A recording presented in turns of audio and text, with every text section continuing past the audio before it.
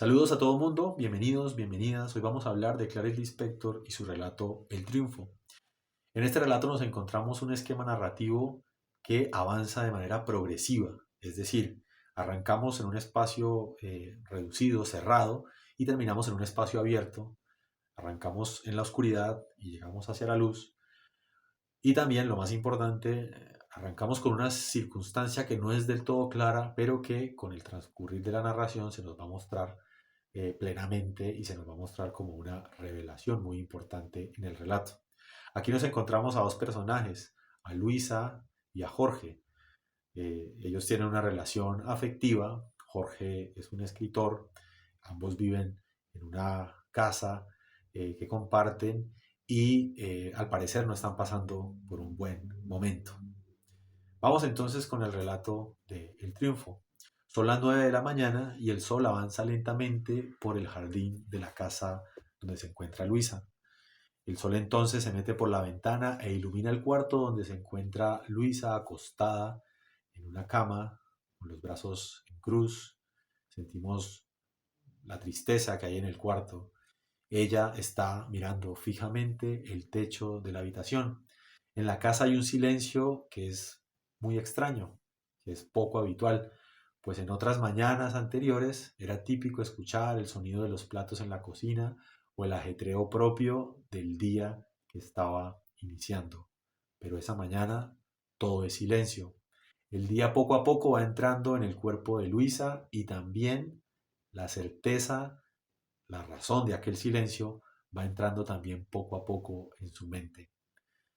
La razón es que Jorge se ha ido, Jorge se ha marchado de la casa.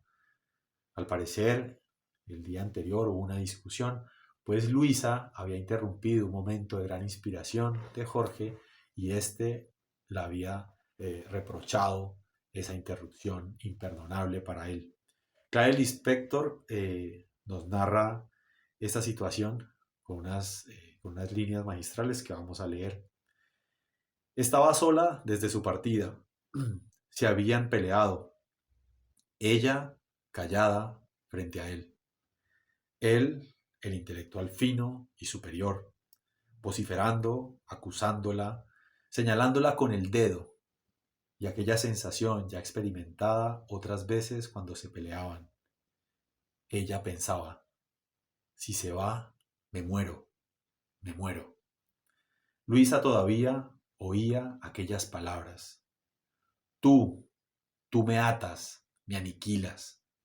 Guárdate tu amor, dáselo a quien quieras, a quien no tenga nada que hacer. ¿Me entiendes? Sí, desde que te conozco no produzco nada. Me siento encadenado, encadenado a tus cuidados, a tus caricias, a tu celo excesivo, a ti. Te detesto. Piénsalo bien, te detesto.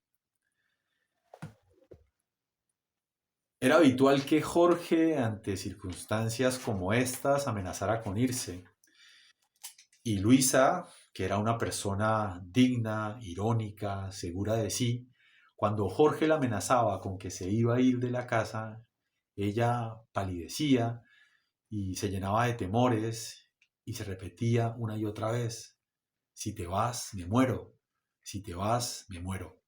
Jorge constantemente la humillaba y sin embargo ella no reprochaba aquellas humillaciones, sino que más bien las justificaba.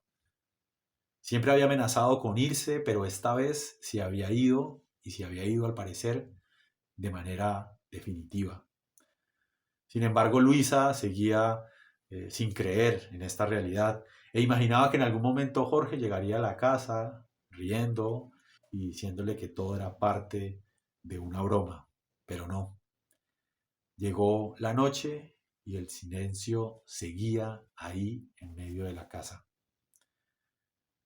En un momento Luisa piensa en tres palabras que tienen un peso definitivo. Se ha ido, se ha ido. Estas tres palabras tienen un peso muy importante en medio del silencio de la casa, en medio de ese vacío que está experimentando. Y Luisa entonces se pregunta, ¿y ahora? Esa noche la pasa muy mal, no puede dormir. El pensamiento recurrente de la partida de Jorge la inquieta. Llega el amanecer, se despierta de nuevo con ese sol que va entrando por su ventana. Y entonces, sentada al borde de la cama, la verdad le viene de nuevo como un dardo y la herida entonces vuelve a doler. De nuevo vuelve a su mente la frase, se ha ido. Y aquello no es una mentira, es la verdad. Se ha ido para no regresar. A pesar de lo fuerte de esta verdad que se repite constantemente en su mente, Luisa sigue negando que Jorge se haya ido. Y en un arranque de desesperación, trata de buscar algo, un vestigio, una nota, algo que le muestre que todo, que todo es algo temporal, que mañana regresará, que va a volver, que todo es una broma. Entonces Luisa va hacia el cuarto donde Jorge solía escribir. Nos dice Clarice Lispector en el relato. Corre, empuja la puerta. Dentro todo está vacío. Va hacia la mesa donde él trabajaba. Revuelve febrilmente los periódicos abandonados. Quizá haya dejado alguna nota diciendo, por ejemplo, a pesar de todo te amo. Vuelvo mañana. No, no encontró nada de eso. Al contrario, solo encuentra una hoja de papel de su blog de notas. Y en esa hoja encuentra el siguiente escrito hecho por Jorge. Estoy sentado desde hace seguramente 2 horas y todavía no he conseguido concentrarme, pero tampoco me concentro en nada que esté a mi alrededor. La atención tiene alas, pero no se posa en ningún sitio. No consigo escribir, no consigo escribir nada. Con estas palabras hurgo en una herida, la herida de mi mediocridad. Luisa, al leer esto, queda conmocionada, porque ella de alguna manera había intuido que detrás de todos los reproches de Jorge se encontraba siempre algo de una mediocridad velada. Y ella entonces supo que tenía la razón. Sin embargo, hubiera preferido no leer ese papel. Esa revelación resulta muy fuerte para ella y ella llora de manera desconsolada al percatarse de esta verdad que la sorprende de manera súbita. Desearía no haberlo leído, pero ella llora hasta el cansancio. Aquí entonces se da un giro en la historia. Encontramos entonces una revelación que le muestra la verdad de los hechos a Luisa. Y aquí se da una serie de circunstancias donde vemos entonces que entra la luz en esa casa cerrada. Luisa se lava la cara, abre las cortinas, abre las ventanas y deja que entre el sol en su plenitud a la casa. Empieza a ver a su alrededor y se da cuenta de las cosas que la rodean, se da cuenta del paisaje que hay al otro lado de la ventana. Y es que ella nunca se había percatado de eso porque siempre había vivido pendiente de Jorge, siempre había visto el mundo desde los ojos de Jorge y ahora que él no estaba se daba cuenta de que ese mundo existía a su alrededor y ese mundo era posible más allá de Jorge. Entonces, en un momento sintió que los pensamientos le invadían, quizás de nuevo volvía a su mente esa frase obsesiva de se ha ido y no va a volver. Y entonces decide ocuparse para disipar los pensamientos. Empieza a lavar la ropa y empieza a dejar que la actividad le vaya alejando de esos pensamientos obsesivos que constantemente vienen a su mente. Y recuerda de manera irónica pues a Jorge, el intelectual, el escritor, el grande, que era un hombre de finos pensamientos, que constantemente citaba a Schopenhauer y a Platón, que era un pensar y pensar y pensar, pero que en el fondo era un mediocre. Ella se siente fuerte, se siente plena, en ese momento decide darse una ducha en la parte exterior de la casa, el sol entonces ya no solamente le ilumina, sino que también le toca su piel, ese sol ardiente que le quema la piel y que la hace sentir viva, la hace sentir plena. Es un momento de bastante euforia en el relato y entonces sabemos que ella se siente plena, se siente fuerte, porque sabía que Jorge volvería, ¿sí? y volvería a la casa porque tras haber descubierto esa revelación de la mediocridad, tras haber visto lo que realmente había detrás de las circunstancias, ella se dio cuenta de que verdaderamente ella era la fuerte. Pasamos ahora al momento del análisis y para este análisis yo les propongo tres puntos fundamentales. El primero es preguntarnos por el título, el triunfo. ¿A qué se refiere esto del triunfo? O más específicamente, ¿quién triunfa en este relato? Y aquí tenemos dos opciones, o triunfa Jorge o triunfa Luisa. Miremos el triunfo de Jorge. Jorge es un escritor que está frustrado porque aparentemente Luisa le quita la inspiración, lo distrae, no le permite llevar a cabo su grandiosa novela. Y básicamente le acusa a ella pues de esa mediocridad que le atormenta. Y él en esta situación siempre ha amenazado con irse de la casa, pero esta vez parece que lo ha cumplido de verdad, porque ha pasado ya una noche, una tarde y no ha regresado a la casa. Por fin ha cumplido su amenaza. Entonces Jorge sale triunfante de la casa. Pero podríamos preguntar, bueno, ¿y qué clase de triunfo es este? Una vez que nosotros hemos conocido que él era consciente de su propia mediocridad, ¿sí? Y que por lo tanto no era nada, no tenía nada que ver con Luisa, pues podríamos decir entonces que es un triunfo basado en la mentira, en el engaño, en una especie de autoengaño que lo único que hace es acrecentar la mediocridad de Jorge. Entonces, este triunfo se nos presenta, pues, la verdad, bastante complejo, bastante difícil de aceptar. Podríamos pasar entonces a considerar que el triunfo es el de Luisa. Y efectivamente en el relato encontramos, como ya lo mencionaba, una especie de esquema ascendente que nos lleva desde la oscuridad de esa Luisa que está atormentada en su cuarto, encerrada, que no acepta la situación que está viviendo, pero que luego, poco a poco, y sobre todo en el momento en que encuentra esa nota, esa confesión de Jorge, pues llega a un gran momento de revelación, de comprender que efectivamente él era la persona mediocre, que ella no tenía nada que ver con esa imposibilidad que Jorge sentía para escribir su novela y que cada una de esas humillaciones que Jorge le hacía padecer a Luisa pues estaban totalmente infundadas.